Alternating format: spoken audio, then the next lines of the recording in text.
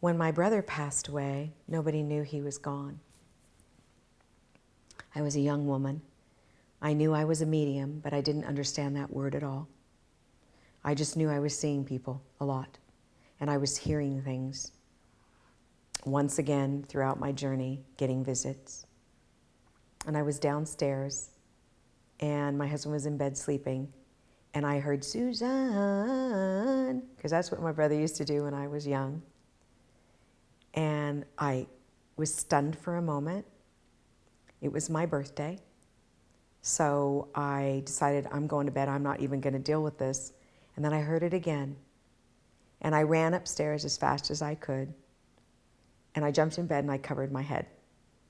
I don't know why I reacted that way, but I did. And I think it was the knowing somewhere inside of me that my brother had left the planet, and yet not knowing. And it was gone.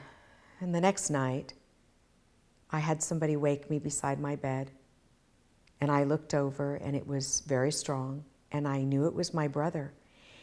And because I was woken out of my sleep, and here's a perfect example of what frightens us, I thought he had a knife and he was there to stab me, because I had just woken up out of my sleep, and I was scared, and I said, "Go away, go away." And he left. Night number 3, he comes to the end of my bed, and he says to me, "I'm here. I'm not going to scare you. It's me." And I said, "Terry?" And he said, "Yes." And I feel this pull out of my body. I was literally lifted out of my body. My soul was, my spirit. And I was taken to this garage. And I was looking down, and I was watching my mother and father argue over him. And he said, "I never have to feel this way again." And I didn't really understand yet. I didn't know he had died. I mean, he's my brother. Denial sets in immediately. It's the first thing we go through. And a blink of an eye, and I'm on the yellow brick road. And it's this beautiful path of pavers that I recognized. And I'm talking to my brother, and I'm looking around, and I'm looking at these beautiful flowers like you've never seen, and music like you've never heard, colors everywhere. And I'm watching these angels at a distance, and they're singing. And when angels sing, the words and the music come out at the same time. And I was watching people being lifted, and I was watching other family members patting them on the back, telling them, "Good job, you're brave, good job."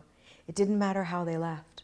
They were praising them and loving them, and they just kept going down this path. I said to my brother, "Have you seen God?" And he said, "I have to go now." And I said, wait, have you seen God?" And he said, "I have to go. I'll always be with you. I'm going to help you learn about your gifts, but I can't stay." And he said, "I want you to know it's not your fault."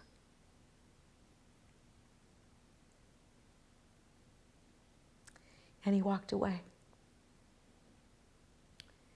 And I looked at my husband, woke him up, and I said, "I can go to sleep now." And he said, "Okay, go to sleep." He had no idea.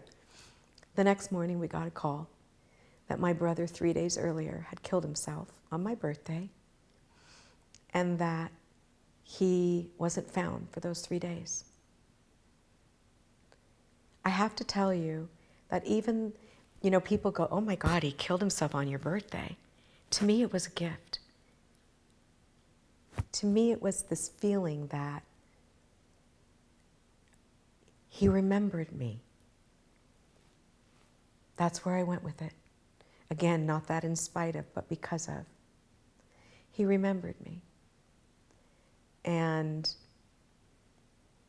after that, he visited me all the time. So that was another really powerful, empowering experience on my journey. I remember when I dropped back into my body, it was like a lightning bolt. It was a jolt, and I could feel my body again. And I remember when I was out of my body, I was so free. It was I was floating. It was so free, and it was wonderful. Every experience has beauty to it. It's our perception.